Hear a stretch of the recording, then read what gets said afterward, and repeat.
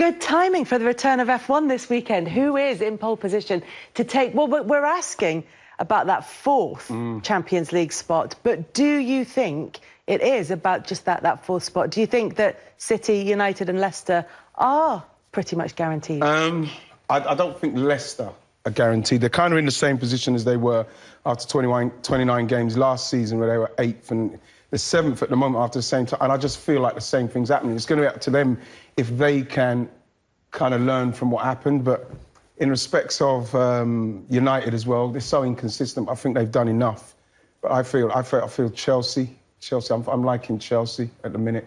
And I feel that Chelsea on the kind of run where Champions League, and I also mentioned to Jonathan in the green room, I think that they've got a good time. They're in a good moment at the minute, Chelsea. So you think there might be 2 spaces up for grabs? One of them could be taken by Chelsea? Yeah, I think so. OK. I think so. I think it might be Leicester. Rachel Brown-Finnis and Jonathan Northcroft are here as well. Rachel, what do you think? Is it 3 and then 1 spare place, or do you think that third one might be up for grabs as well? I do agree with Wrighty that Chelsea seem to have found like that gear that they were chopping around. Sometimes they look like that kind of real Rolls Royce of a machine, and Lampard had really found something, and then, you know, in other times they fell short of quality as well as endeavour. And what Tuchel's brought, however you choose to pronounce the name, because I can never quite get it right, he's just brought an element of consistency from day one. You know, from performers, consolidating what they do, from consistency of personnel that he's putting out. And I think there seems to be a real belief in what he's brought. You know, he said, right, this is what we're going to do, A, B and C. Everybody's bought into it straight away, and straight away they're looking like they're getting, well, they are getting, sorry, they're getting the points on the board, and they're certainly moving in that momentum, that upward trajectory. Whereas Leicester, you know, Brendan Rodgers, I think, is a phenomenal coach. Don't think anyone doubts that. But they've had a little bit of a stop-start period recently. Yeah, they've had some problems with injuries. With injuries, could end up costing them as well. So I think what it's sounding like is there is only maybe 1 spot available, but it might be Leicester's position that's in doubt. Yeah, I'd be gutted for Leicester if they didn't do it. I think they deserve the Champions League, given what they've done in the last 2 seasons. But I do agree, if any of the top 3 are going to fall out, they've got bad fixtures to come. They've got that thinner squad than the rest. I think getting their players back from international break, particularly like Tielemans, fit, it's going to be really important to them. So I think they will hold on, but they are the most vulnerable. And I agree, Chelsea are probably the best team apart from Manchester City in the country at the moment since Tuchel took over. They've got an amazing squad, and he's just getting the best out of them. I think they're almost more likely to be that top 4 than Leicester. It's almost between Leicester and, let's say, Spurs, Liverpool, West Ham for that 4th spot. Yeah, let's take a look then at the top of the table and sort of get an idea of the state of play. So Manchester City, far clear. It feels like just a matter of time for them now. Manchester United, 57 points. Leicester on 56. And Chelsea on 51. So interestingly, with 9 games to go, that you all feel so confident about Chelsea and Leicester. With Leicester, it is, of course, as you say, about the fixtures that they've got coming up as well. And then it's West Ham, Tottenham, Liverpool with 46 points, Everton on 46 points. But they do have a game in hand. How far down are we looking in terms of Champions League qualification, do you think? I think you noticed I stopped before Arsenal. Yeah, I was really gutted you did that. But I think that you can't write Liverpool off just because of the quality of their team. And, you know, with West Ham, with what they've done the other day against Arsenal after being through, they have to win that game. But the thing is, if you're talking about Liverpool and you're saying that Leicester might be the team that are going to drop out, that's 10 points they've got to catch up over 9 games. Yeah, but the fact is that Liverpool and the players they've got and the inconsistency, and what we saw with West Ham there, we don't know what's going to happen with Leicester, especially Leicester in the semi-finals of the FA Cup. You know, I'll be starting to maybe look more towards that, but I'm sure that Brendan Rodgers is probably more top 4 Champions League centric than maybe the FA Cup, which is a shame. But you can't just write Liverpool off with the amount of quality that they have got, and the fact that they could save their season themselves by doing something, you know, the Champions League wise. But I don't know. I think that it goes down to. I'm going to go down to Liverpool. I think West Ham's performance the other day, I don't think they're going to make it. Yeah, so it means that you have to include Everton then, because they've got the same number of points and have played a game less. Yeah, but Everton and the way Everton are playing, again, when it gets to this stage of the season, there's certain games that you have to win, and you have to see teams off. And this is why I worry for Everton, not so much. I worry for West Ham and Everton. Can they go into that stretch? What teams like Chelsea are used to doing. We know that Leicester have done it because 2015, and they proved that they can see it off. But I'm not sure if West Ham and Everton can do that. We'll look at the individual teams in just a second, but the other thing to take into account, and you've already mentioned it there, is Champions League and Europa League football, which a lot of the teams in the battle for that fourth Champions League place are going to be involved in as well. So if you're not playing in that, if you're, for example, no, it's a perfect opportunity for Leicester with them sitting in third place in the table. However, when you look at Chelsea, they're 5 points behind Leicester, but everybody said they think they're the team who are almost guaranteed to take on this top four spot, and it might be Leicester who are the team who are vulnerable. What do you think about Chelsea and the run-in that they've got between now and the end of the season? I think that their manager and the way he's solidified the team, they're not conceding a lot of goals, they're not scoring a lot of goals, but when you're not conceding as well, then you know you've got the capability of nicking one, then you're probably going to do okay. I think that from now, Chelsea, you know, when you look at what they've got there, I probably fancy them all the way down to City, no problem, and they'll probably give City a game. Even Arsenal, to be honest. And, you know, but the fact is, you look City, at depending on results, City might have done it by then. Yeah, they may have, but what you're looking at those games is the way that Chelsea are playing and how well they're defending. Kante back where we know that he does his best work. The way they're passing it, the ball, the way they're moving it, how quickly the defence. It's just comes down to. And neither's really delivered at all. You know, there's been a reaction since Tuchel came in, not from those two in particular, but across the whole team. We've seen them, you know, get on a real momentum, and I think that's the biggest thing with Chelsea, and why we're thinking that they're going to move forward and kind of get the bit by the teeth and really supersede Leicester in getting into that fourth position and keep that place, is because once momentum's such a powerful thing. Like, remember the year when Leicester won the title, it was all about, you know, it wasn't about necessarily superstars, it was about a collective mentality of we're just going to win every game. And that's all about belief and getting on that momentum. And I think Chelsea seem to have those early signs of that happening. You know, whether, going back to Werner and to Havertz, whether they'll stick around beyond, you know, this season. We've got some big names that have been touted around the Premier League, and who'll be super exciting. And whichever club he ends up at, then, you know, that might mean one of those needs to get shipped out to afford that. I don't think they'll do that with Havertz. I think Havertz is somebody that, ability-wise, I think we've got so much to see from him. Now they tried to play him in that false nine, you know, but I like him in and around there, but they need that player further forward for him. Werner is somebody that I feel. But this is a pattern with Chelsea. It doesn't matter who the manager is. It doesn't matter what sort of system they play. This is a pattern. Why? Like, it's not a pattern that's easily explained either. That Chelsea struggle to find that goal scorer. I know, but like I have to say, like with what Rachel said there about Werner and Havertz, I think that for me, I'm probably going to keep Havertz. But if it carries on like it is with Werner, and you can do a swap deal and get somebody else, at some stage, there's no way, I don't believe, that they're not thinking something in that. I would be thinking it, because I'm thinking it now, and I'm not in the recruitment with Chelsea, because at some stage they have to get the goal scoring situation right. You know, they've got it right defensively, they've got it right in front of the defence. You know, Mount and everybody, you know, Callum Hudson-Odoi, Ziyech, Christian Pulisic, they've got everything there, John. So you're thinking at some stage they're going to have to make that call on the centre forward. I think they're looking at Haaland. I mean, everyone wants Haaland. Despite the fact his family have said, his camp have said that Spain he's probably first. going to be going to Spain. Yeah. And then, well, he can choose where he goes, can't he? But, you know, we hear that they're making a proper push, like a few other clubs are. And that's exactly why they don't have that absolute guaranteed I don't striker. think they can wait around, Jonathan, as well, Chelsea. They have to start getting that goal scorer to push them where they want to be. They can't wait. To win the league, but I think they could certainly, if we're looking at the run-in, even with Werner misfiring, they can bring Giroud off the bench, or they can put Hudson-Odoi in, or Pulisic. I mean, they've got enough options to be in this top four. The options they've got are frightening.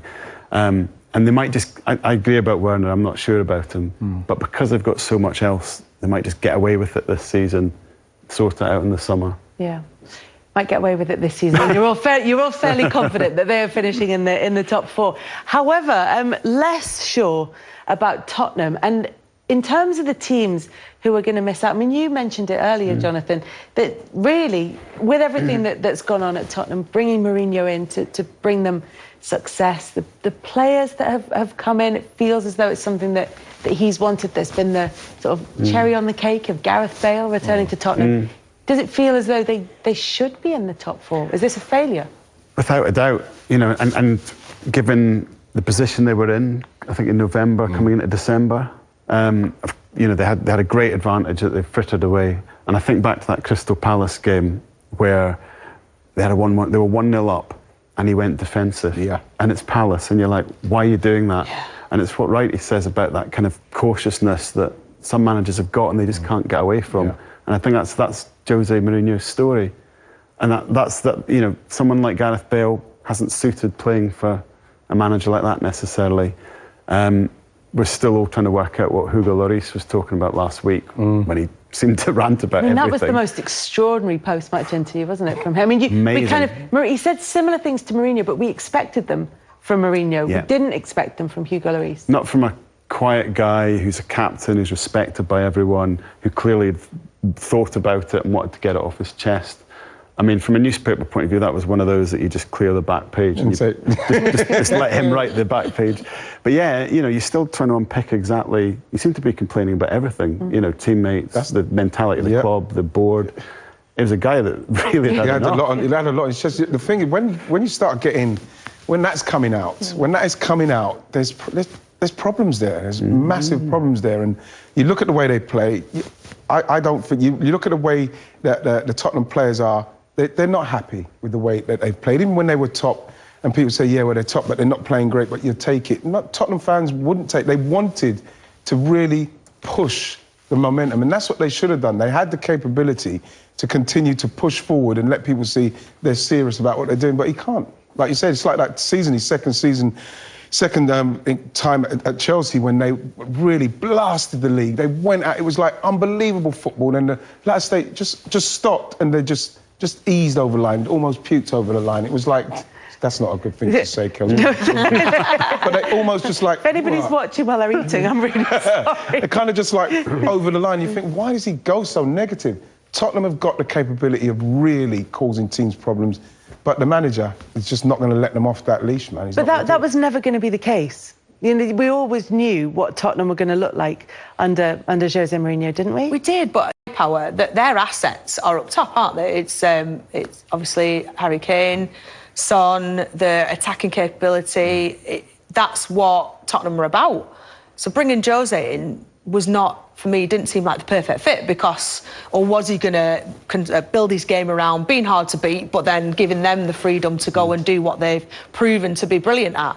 And I know Son and Kane, their relationship has got better and better, and that's probably what's like still breathing life into Jose Mourinho at Tottenham, to be honest. Going back to Hugo Lloris, I don't think he's kind of blameless in all of this. You know, he talks about his teammates, he talks about Jose, performances. For me, he's been a problem for Spurs for quite a while. Yes, he's won a World Cup with France, but I don't think he's the best option for Spurs in his, you know, in how he plays. I don't think he's particularly comfortable playing out the back. I feel like he's made quite a lot of errors that maybe have got swept to one side. People are not necessarily pointing the finger at him, when, as a former goalkeeper, I would back goalkeepers 100%, but I don't think that he's completely blameless in this. I think his performances have just become normal, but they've been under par, you know, but that's been normalised. It's like, oh, he's made a mistake, you know, but that's not good enough. You know, every player within the Premier League, every person involved in the Premier League, managers, players, have to be responsible for what they put out on a match day. And whether it's Jose or whether it's individuals like Lloris, I don't think it's been good enough, and Spurs fans, I think, are saying the same things. Is there anything in the fact that the defence has been so unsettled in front of him? Could that have an effect on Lloris's performance, do you think? Or has it been going on for longer? Yeah, I mean, stuff I'm talking about is basic saves, is positioning off crosses, coming and scrambling and trying to go for crosses, or actually sticking on his line and not doing that at all, not commanding his box. Things that, from a technical perspective, when I'm watching it as a former goalkeeper, I'm like, well, why didn't he do that? Why didn't he move his feet? Why is he going with that hand rather than the top hand? you know, technical stuff that you would think post-match, like you do as goalkeepers. You go for it with your goalie coach, with your little team of goalkeepers, you work on that the next day in training. But the things that I feel either they're being glossed over, and, you know, other goalkeepers, like De Gea has shared time with Henderson because he's not maybe been quite as convincing as he has in previous years. That's not happened with Lloris. I just think that it's not been highlighted possibly as much as it could be, and I think he's maybe hiding behind these average performances and not necessarily putting his hand up as a captain should be. As a goalkeeper who's been there for a good number of years now, you know, yes, that back line in front of you has changed. Nothing's changed here with him performance-wise. I think he's hiding behind very average performances and not taking responsibility for it. And the thing is, there are stories all over the place at Tottenham, so it's easy not to be the one in the spotlight, not just with the manager, but also even things like the arrival of Gareth Bale. And we have seen the odd good performance from him. Tends to be in games where teams give him an awful lot of space, rather than him creating something out of nothing. In a whale shirt, that's the only one I've seen. Well, but there is, I mean, we've all seen him being interviewed ahead of the internationals, and they take on Belgium. He looks like a different person. And we thought we might see that at Spurs, and it hasn't really materialised. He's clearly someone that needs a lot of TLC and needs to feel that he's the man. And that's probably why he loves Wales so much. And maybe he's got to take responsibility in the way that Lloris has got to take responsibility too. We can't all throw it at Jose Mourinho. He looked like he was coasting Gareth Bale at a certain point. It looked like he was happy to be on the bench. I think it tells a story that he's now talking about going back to Real Madrid. So that suggests Spurs don't want to make a big push to keep him. We have seen signs in the last few weeks, but it hasn't been like peak Gareth Bale. It's just been something more like the player that we recognise. Just closer to it. And it's quite sad to see, because I was really excited about him coming back. I didn't expect him to be like he was when he was here before, of course not, but I expected for somebody who's spent that much time with someone like Cristiano Ronaldo, that when he was going to kind of adjust his game in and around that last third, you know, get yourself into places like I saw him do against Burnley when he was brilliant. Pace, you know, when he got himself into almost like a defensive midfield role, that ball over to Harry Kane, just the quality, what he can put into a game and how he can impose himself on a game. I genuinely thought that he was coming, and I know that they were talking about things like, yes, he wants to get fit for the Euros and that, which is not a problem, but I genuinely thought there'd be more energy about him, and it's been quite disappointing when he got himself into almost like a defensive midfield role, that ball over to Harry Kane, just the quality, what he can put into a game and how he can impose himself, that he was coming. And I know that they were talking about things like, yes, he wants to get fit for the Euros and that, which is not a problem, but I genuinely thought there'd be more energy about him. And it's been quite disappointing to see when he got himself into almost like a defensive midfield role, that ball over to Harry Kane, just the quality, what he can put into a game and how he can impose himself on a game. I genuinely thought that he was coming, and I know that they were talking about things like, yes, he wants to get fit for the Euros and that, which is not a problem, but I genuinely thought there'd be more energy about him. And it's been quite disappointing. Got himself into almost like a defensive midfield role, that ball over to Harry Kane, just the quality, what he can put into a game and how he can impose himself on a game. I genuinely thought that he was coming, and I know that they were talking about things like, yes, he wants to get fit for the Euros and that, which is not a problem, but I genuinely thought there'd be more energy about him. And it's been quite disappointing to see that there's enough in those teams that if Liverpool can get themselves going, you can frighten them enough for them to drop points. So I'm not saying whether they can get all the way up there, because like Chelsea, for me, don't feel to me like under Tuchel, they are going to drop too many more points. But like them two, I think that they can. And I think that Liverpool, with the calibre of players... That would really leave them in fifth. It would still leave them in fifth, but it would still get them in and around it. And again, you know, even if that left them in fifth... I wouldn't want Liverpool get themselves on a tear chasing me, even if I'm Chelsea, not conceding too many, not scoring too many.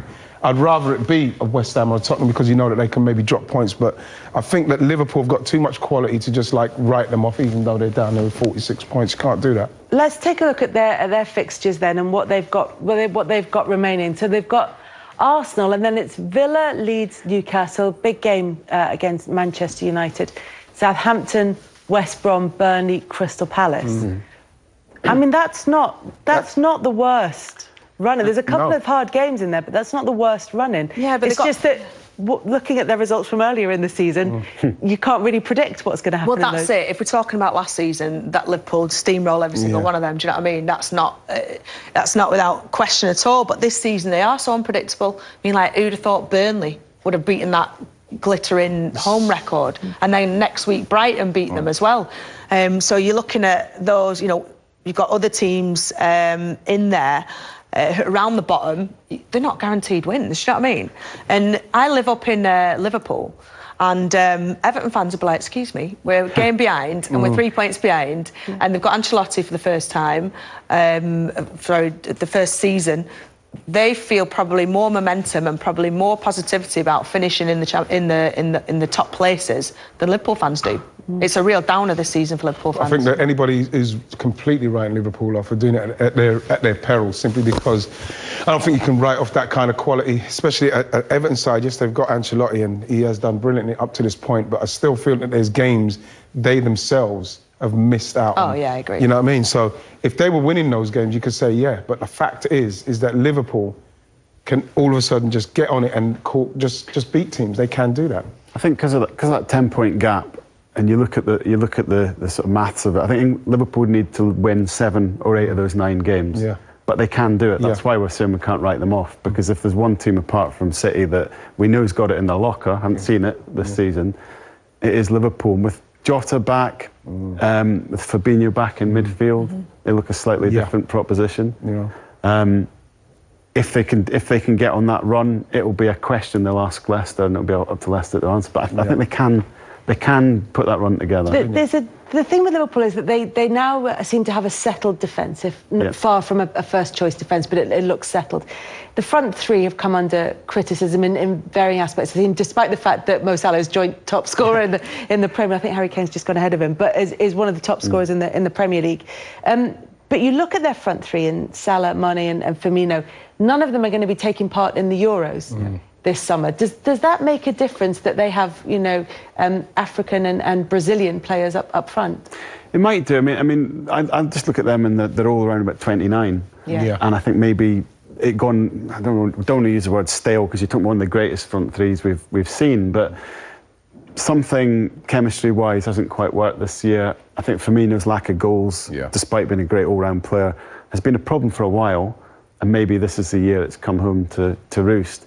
So that's why I mentioned Jota. I think Jota has to actually play now, has to play in that front three, which might mean leaving Firmino out of it. They're also getting a tune out of Thiago finally, further forward. They're playing him in his position, aren't Playing him in his position, and he can create for them. They can play him. Saying that like it was a deliberate choice, We're going to get this guy, we're just not going to play him where he wants to play. No, you're right, Kelly, because this is exactly what Klopp would have envisaged, Fabinho with Thiago creating up the pitch. And Ronaldo, we know, is very reliable. So you start to break the team down, it's still a good team. It's a very good team. That's why it's got a very good team. And that's why when you say it like that, then even someone like Curtis Jones has kind of gone under the radar simply because of the way Liverpool have performed this season. But an unbelievable find, the way they've brought him in, the way they've eased him into everything, and how he looks so comfortable in any scenario they put him in. Again, he's somebody that, once it starts getting going and Liverpool can get on that winning run, he's only going to play better.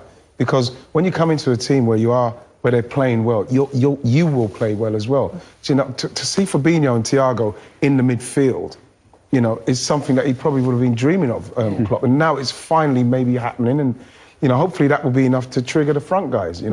7 or 8 though wins of their last 9 is probably what's going to be needed. Everton on the same number of points, so they'll need to win 7 or 8, presumably, of their last 10. Is that doable, do you think? I mean, it's doable because Liverpool are so unpredictable this season with regards to the quality that they've got. I don't think anyone doubts that. It's just having inconsistent starting lineups I don't think's helped. They've changed the goalkeepers numerous times. When Alisson's been in, he's made errors, which we're unaccustomed to last season. And I think it's just... I think to say out of the remaining games that they need to win 7 or 8, I think it's too much for Liverpool this season. Do you think there's 7 or 8 wins in there for Everton? I do. And I mean, Wright has seen them quite a few times a season. I've seen them a few times a season. There's games when I remember they played against West Ham, and I was like, they just didn't show up. No. West Ham out tactically, David Moyes knew exactly what to do and just nullified them. And in games like that, they couldn't think on the pitch. They couldn't think, right, what do we need to change to break what they're doing to us? So there's times when Everton have been really disappointing, lack that creative streak, I think. I think James is really key to them unlocking defences, breaking the the movement. He's been key, and when he's not been there, I think we've struggled somewhat. Obviously, Dominic Calvert-Lewin this season particularly has come to prominence and has got himself in the England squad and has been a real hope because he's so good. If we get a set piece, James on it, DCL on the end of it, gives you a chance even when you're not in games. So I think if I was to say which is more likely, Liverpool or Everton, it sounds really strange for me to say Everton, and that's a completely unbiased. I just feel you get a more consistent output at the moment from Everton than you do Liverpool.